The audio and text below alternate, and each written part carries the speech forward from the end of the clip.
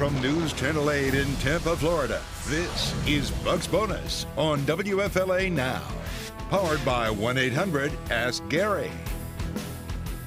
We all know it's one of the most exciting nights on the football calendar. The NFL Draft is here, and your Tampa Bay Buccaneers, they have 9 total picks, including a first-rounder at number 19 overall. What will Jason Light, Todd Bowles, and the Bucs front office do with the very first pick in the post-Brady era? Will it be O-line? Will it be running back? Dare I say quarterback? Could they trade? Karen Loftus, Dan Lucas here with us in the Stream Center on Bucs Bonus on WFLA Now to answer that very question. And the Bucs' top priority in the first round has been, of course, talked about. We have the ultimate mock draft roundup from our digital content sports producer, Casey Sloan. She wrote up she gathered all the mock drafts. Casey's that are she's our guru. Unbelievable. Bravo. Casey's the guru. Bravo to her, because Yes.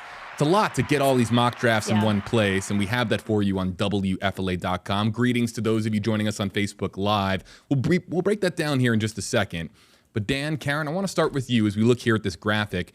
What is the Bucs' top priority at number 19 as far as getting this first-round draft pick right? Every position on the field is the top priority for this draft. That's why when Jason Light spoke to us recently, he said, and now remember, when GMs talk before the draft, some of the things they say may not be so honest, kind of a smokescreen, we call that, for other teams. But he did say that they feel content with their 19th pick to sit there and, quote, let the draft come to them. So maybe they have an idea of a position group, but if you're going to say, well, pick a position group, I would say offensive line. Yeah, I'm between offensive line, and I do like the idea of running back. It's also because of Bijan, too. It was like, if you're looking at, who's available. I think that he is, I'll use the word, he might be the sexiest pick of the entire first round. JB loved that. And because of that, though, I don't know if he's going to be around at 19. But he's going to be a guy of interest all night. When you sit down in your home and watch the draft, he will be talked about throughout the first round, early and often. And I think you're right. I think when the buzz, once it builds, how is he around at 19? But who knows? Yeah, but because you don't know. It's like certain teams might have more specific needs where it's like, I need a position more than I need a best available. Right. So that's always the balance. So Casey's mock draft roundup, you can find it on WFLA.com. If you're joining us on Facebook Live, you can click on the link in the description on this video. And so the most common mock draft pick for the Buccaneers at 19 is offensive line at 8. I'll mention that I think it's 11. It's somewhere around 20 mock drafts we've assembled. Not a single one has them taking a running back. But I want to go back to Bijan Robinson because I like the word. You're right. I like the word, that being a sexy pick. If he happens to be there at 19, and you're Jason Light, you're Todd Bowles, you've said a lot. You've heaped a lot of praise on Rachaad White. You love him. But that is a really enticing, tempting pick, Karen, is it not, at 19? Right, it is. And then if you think about what Jason Light said, you talk about okay, what are your priorities? And he went more skill set than position when he was speaking about it. And he said, faster, we need speed, and we need physical. So tell me Bijan doesn't check those boxes. He does. Now, Dan, how do you think does he complement Rachaad White? Do they work in tandem as a two-headed machine? Oh, absolutely. And it worked with Leonard Fournette last year. That's why I think the Bucs are doing their diligence here of even considering a Bijan Robinson that high, even though you're going to get into now a reps type thing during the season. Who's your one? Who's your two? That type of thing. Coaches always say you can never have enough running backs. Yeah. And unfortunately, injuries happen and that sort of thing.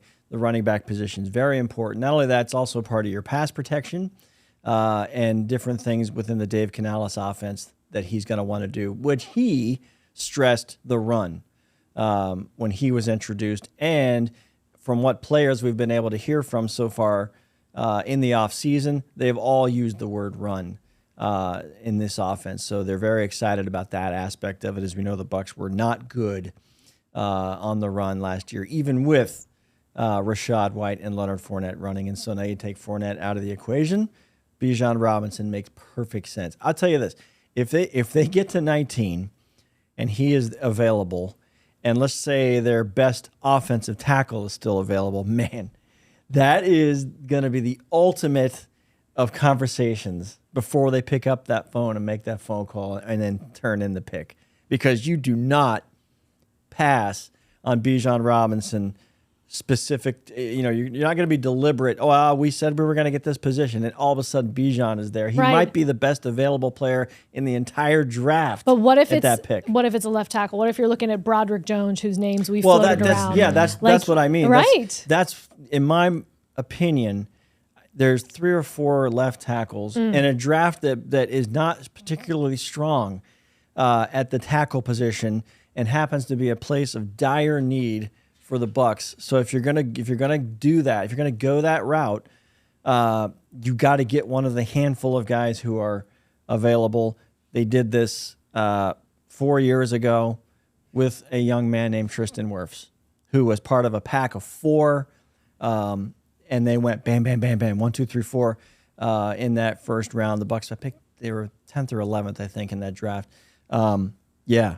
If your guy's there, get your guy. Because their next pick isn't until 19 in the second round. All I'm saying is that Bijan Robinson, if you're going to pass on Bijan Robinson, especially when you get to those after pick number 10, you better make darn sure that your guy is there, what everybody in the room agrees on, and then put your pick in, and let's hope he gets on the field and helps your football team. Because Bijan's going to get on the field, and he's going to be awesome. We're going to talk more about quarterback here in just a little bit. But if Baker Mayfield is your quarterback, we have seen him be successful, at least in a Browns uniform, with when they had Nick Chubb, Kareem Hunt, when they had a very prolific running game on the ground, pounding the ball on the ground. So it'll be very interesting to see if Bijan Robinson makes it all the way down to 19. But I think that we're looking at each other. And Karen, I think that you're of the same mindset as well. Probably not there. Probably not there, right? So offensive line, clearly with Donovan Smith and, of course, him no longer being a Buccaneer, that creates a hole on the offensive line. And that brings us to, we have a caller on the line. You know, folks who have watched this show or listened to this show, don't put this guy in charge of the draft. A guy who is actually in Kansas City and wanted to call in first with who the Buccaneers should take in the first round. Hello, JB. This is Bucka Burt, and welcome to Draft Day 2023. Look, I'm going to Kansas City, and I will be there in the inner circle. I'll be working the inner circle on the floor level with the I'd be working a barbecue place. Look, but here's the picks that I think that's going to go down this week, because we need a tackle. We got to replace Donovan Smith. And this tackle that I think we're going to go with is DeJuan Jones. Remember that name, DeJuan Jones. And now, if we don't get him, now we'll get Broderick Jones. And Broderick Jones, he's playing out of Georgia. DeJuan Jones is out of Ohio State. Now, also, we got Darnell Wright. We can get either that, and then we'll get some tackles. But the first pick going to be with a tackle. Pick number 19. We might even trade down, but I know we're going with one of these tackles. I'm out of here, JB. Bucka Burt, Kansas City. Man, he's there right now. Order the burnt ends, buddy. Man, that's what you order in Kansas City. The burnt ends. He is so pumped to be there. I spoke with him yesterday. He is so ready for pick number 19. I hope he gets to make a pick one year. That would be really special. I do love his. I think he's dead on his offensive tackles. He's done his research. He has. Okay, yeah. I don't know if those names are going to be around. That's the thing. Is like you see all these and it's sort of like ideal situation. There's the one name he mentioned, and I've kind of talked myself into it. And when you say, well, you think they're going to pick him, I think there's probably 4 or 5 names that are legitimately on the table that could be available. Is the one he mentioned was Darnell Wright. He's a tackle from Tennessee. One of the reasons is he's forecasted to go in that range.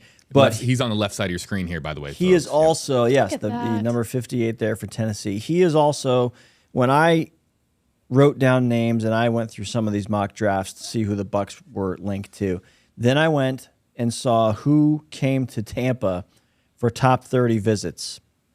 Darnell Wright came.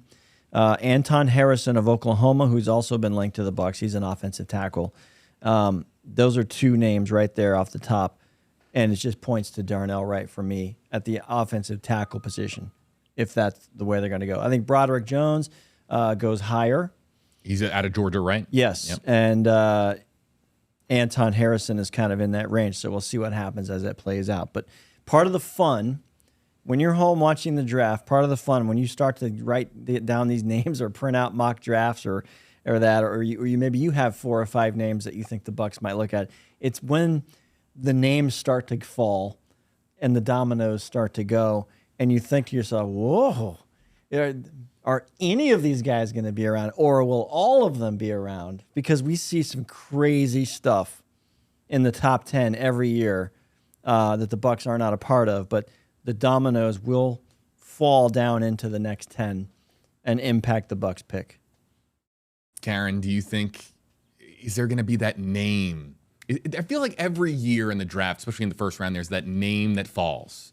And the Buccaneers are at that, in that range in the middle of the first round, towards the end of the first round, where there is that name that's going to fall, and you don't know who it is yet.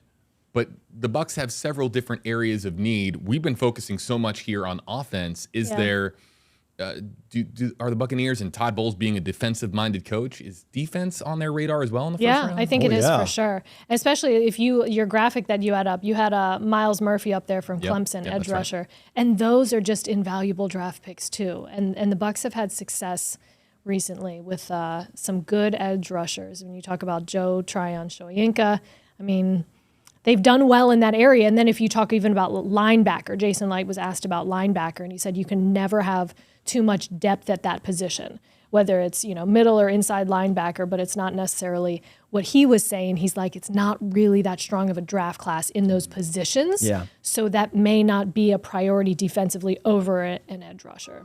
So what about the situation? We should bring this up because it's our first opportunity to do so. We can't mention Buccaneers linebacker without talking about the situation regarding Devin White. What's the latest on his rumored, I guess it's been reported on, trade request out of Tampa? Well, yeah. Yesterday, Todd Bowles talked about it at the Bruce Arians Family Foundation golf event and said pretty much, what Jason Light, the GM, had said the week before. They're not trading him. He's going to be on this team. I think it transitions now to, is he a camp holdout? And I don't know if it is a contract issue. It's a money issue for Devin White. But is he going to play that game this summer, or is he going to show up on time to camp? I think that's where we are now. I highly doubt we see him during the offseason program. Yeah, I don't know how that's gonna shake out. I mean, we haven't really heard from Devin too much about from his side of it, but you would think that there would be some conversations coming from this. And at least from what we've heard from Jason Light and Todd Bowles, there's a lot of respect there. And so you would think that would foster like a productive conversation so that all parties are happy and that this has a good ending, that there's nobody feeling some type of way. Yeah, and by all indications, I mean, he loves the Tampa Bay area. Levante David, like a brother to him, as we understand it. It's really coming down to contract, right? It's a contract sort of standoff, if you will. I think in the public opinion, I think Devin's been a little vilified in this situation, and yes, he's put out some bizarre social media that is his personality. But Jason Light said this is not a nasty. I'll use that wasn't the word he used. This is not a nasty situation that they want to make everybody happy, but. They are not going to trade him. So it's going to take something drastic on Devin White's part to force that type of thing. At that time, then it would be, in my opinion, nasty. So I don't think Devin that's his aim. For instance, I think he was trying to facilitate. There was a deal signed by I believe it was the Bears for a linebacker, a long-term deal that upped the ante for linebackers of his age, experience, and ability, and where they fit in the pay scale, and he's well below that. So maybe that's just diligence on his part. However, hasn't worked out well when it comes to opinion of Devin White. So he's just going to have to put his chin strap on and play football and do his best. So as we look here at the Bucs' top priority in the first round, we of course have talked about offensive line. A lot of experts out there, and you can click again. Go to WFLA.com for Casey Sloan's Her Ultimate Buccaneers Mock Draft Roundup, where we break down a lot of sports writers who study this all year long, 365 days a year. Sometimes they even go more than a year in advance. I mean, there's some serious dedication that goes into these mock drafts. And while some of it is, look, the more that you pile up as far as mock drafts, the more that you get more of a consensus. And the consensus here is that the Buccaneers are looking at the offensive line, but that's not the only position here that is referenced multiple times. Edge rusher, and of course, out of Clemson, Myles Murphy is mentioned quite a bit in the roundup, as well as, surprisingly, yes, the quarterback position. So I'm going to go right here to WFLA.com on my screen, and we have some writer, well, at least one writer, saying that the Buccaneers might trade up to grab, on your screen, quarterback out of Kentucky, Will Levis. And we have another writer who is, according to his opinion, thinks that the Buccaneers are going to grab Tennessee quarterback Hendon Hooker.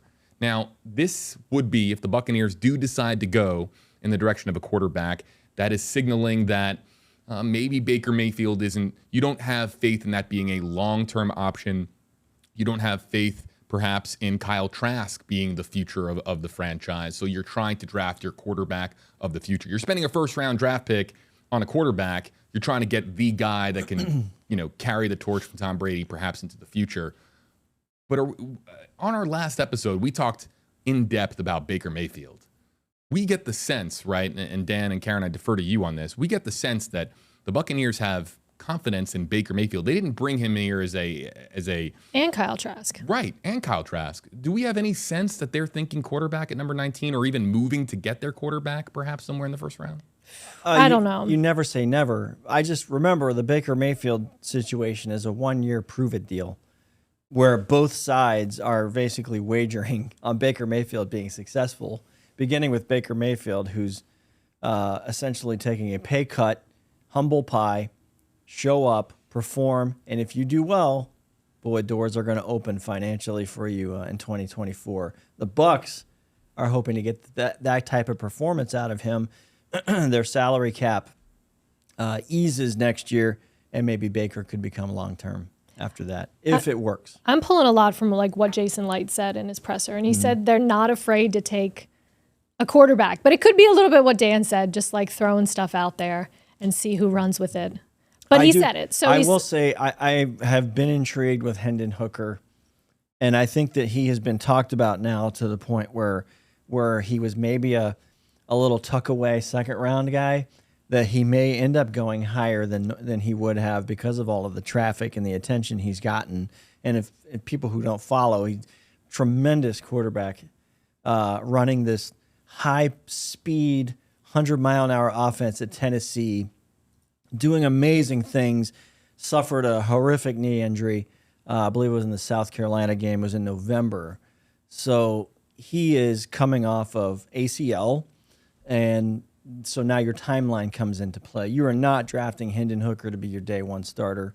By the way, he did throw the ball a little bit at their pro day, but he did not run around. He's on a strict recovery like anyone from that surgery. So if you're going to go that route, he's maybe your future long-term thing, but I just feel the Bucs have so much need to be competitive in 2023. I don't know if you're going to get this guy and say, all right, we're going to tuck him away. He might be our guy. What does that mean in 2023? I don't see it happening like in the first round, because you're looking at like there's a lot of really good quarterbacks in this class. You have Will Levis, Anthony Richardson, C.J. Stroud, and Bryce Young, who are all 4 guys who are going to be there at the draft. Like those are your top quarterbacks.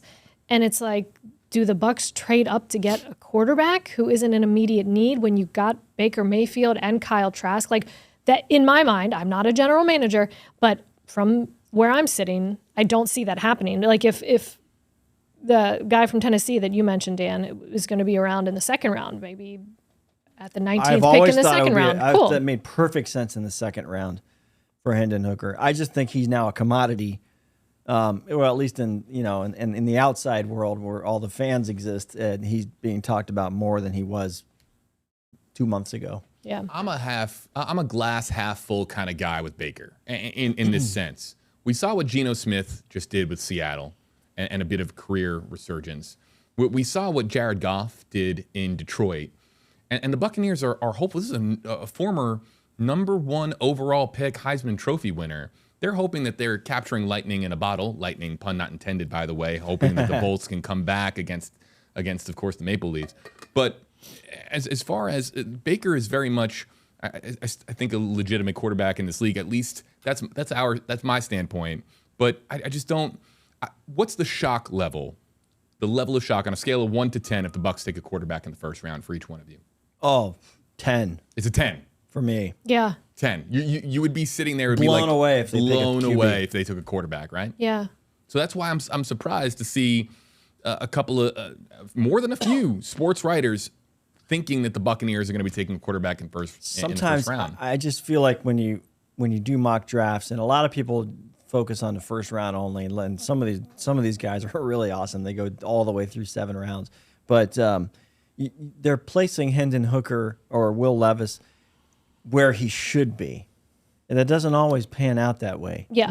And so there's every year, like you said, somebody climbs, somebody drops. I just, in that area, in that vicinity of the 19th pick, I mean, the Washington Commanders at 16. The Steelers don't need a quarterback. Detroit Lions are the pick before the Bucs. I think they're okay.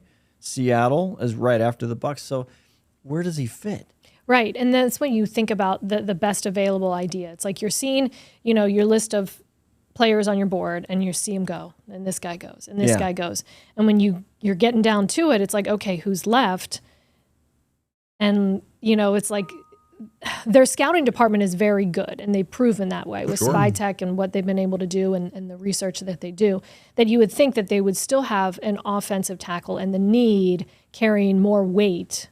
And best overall available. Yeah. This is the first draft in it's really since Bruce Arians' first year, which was the Jameis Winston 2019 season, where you can't really mess around. There aren't many spots here for long-term projects and depth. You're going to have to get 2, maybe 3 picks who get on the field and contribute to your team based on losses you had in free agency and salary cap issues, and guys are still unsigned and they're going to get another quarterback at some point for sure. You have to.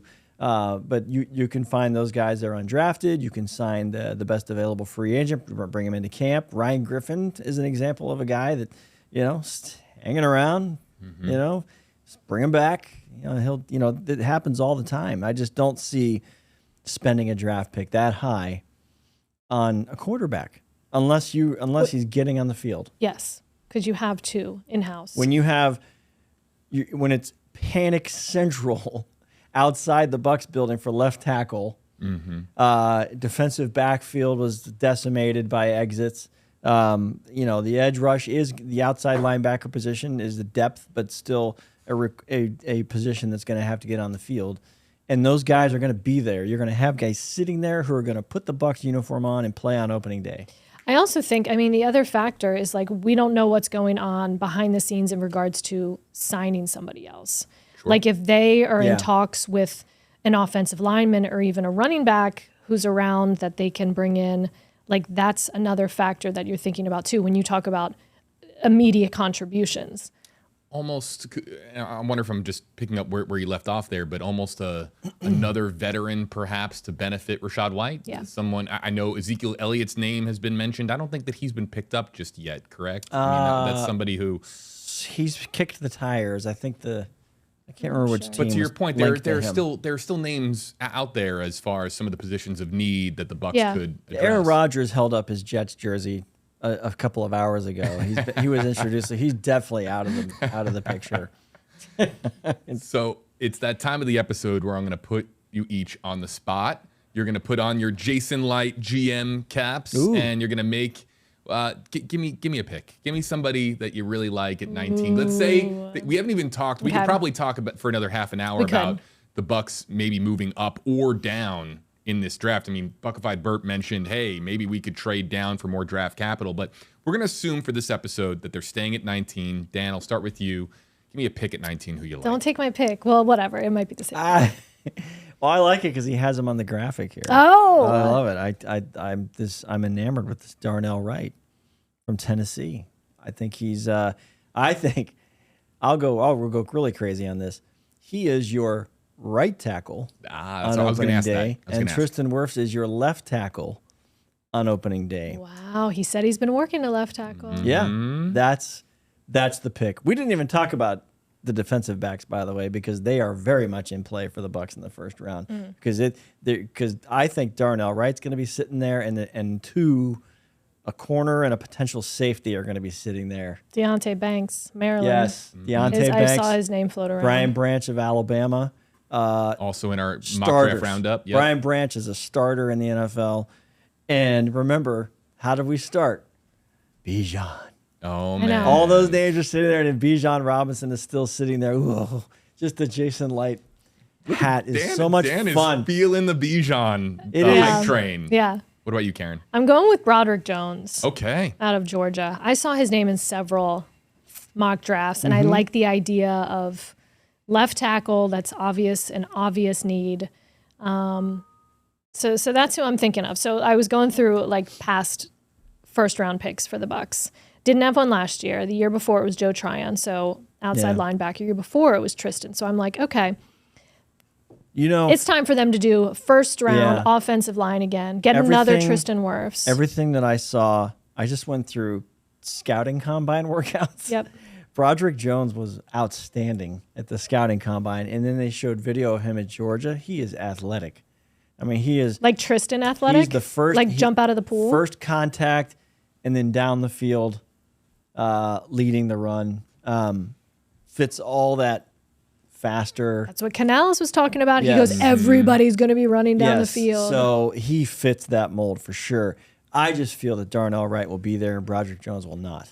Yeah, so that's the other X factor is like, are they available? That's why I didn't say Bijan, because I would be floored if he's around. There are at 19. some names that will trigger the picks, not just right before the Bucs, but 10 picks before the Bucs. Anthony Richardson's obviously one of them. Yep. When he goes, it's gonna send dominoes in motion. And Jalen Carter from Georgia, pass rusher, he's another one. Those are two names that I would say 7 or 8 teams are looking at.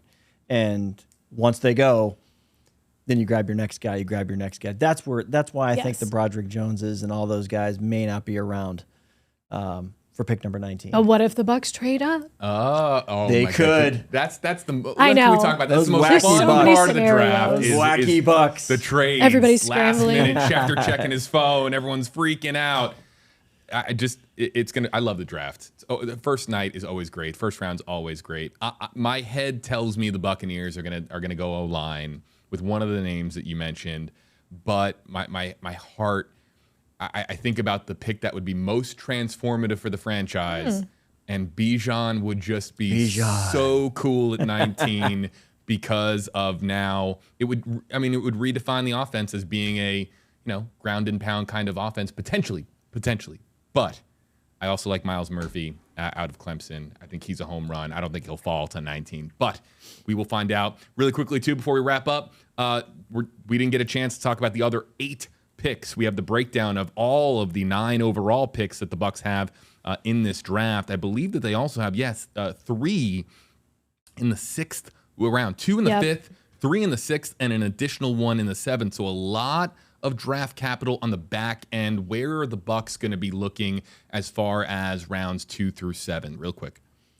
This is going to be, Todd Bowles mentioned depth yesterday, and they are going to place an emphasis on the later rounds in that depth. This is give you an example. Zion McCollum. I was just about to say him at cornerback. Zion McCollum was a 5th rounder.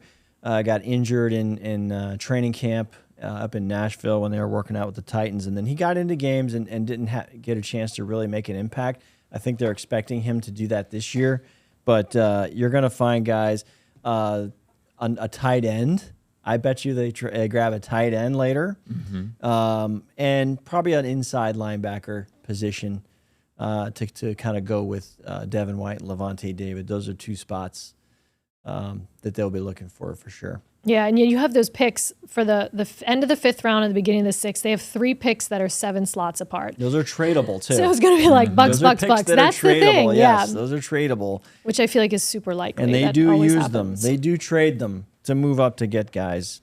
The Bucs we have mock drafts, and then the Bucs have their priority list, and they will stick to their list. They're not watching what the gurus say. If a guy that if they rate a guy high and he's around in the 4th round, let's say, they'll go get him. They will go get him. So those guys are going to have to get on the field. Last year's picks, for instance, Luke Gedeke, 2nd round, I see improvement coming for him. Rashad White was a home run in the 3rd round. Cade Otton in the 4th round really came on, and he's going to be expected to be do better, even better. Jake Camarda, the punter in the 4th round, lights out. Then you got Ko Kieft in the 6th round, tremendous contributor. But then after that, they're empty in the tight end room. So I think there's a tight end coming. Yeah. In one of those later rounds for sure.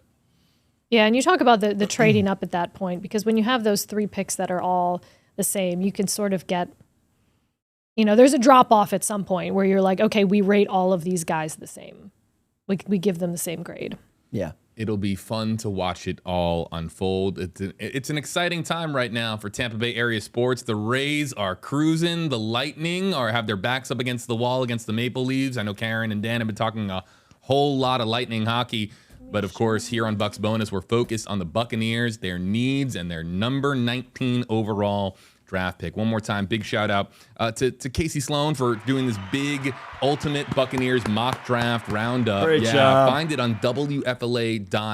And of course, you can watch the draft on Thursday night. All of your sports headlines across the Tampa Bay area from Dan Lucas, Karen Loftus, our sports team here at WFLA News Channel 8, your official Bucs station. You can find it all on WFLA.com, the WFLA app. Thanks so much for joining us here on this edition of Bucs Bonus on WFLA Now, powered by 1-800-ASK-GARY. Take care, folks, and as always, go Bucs.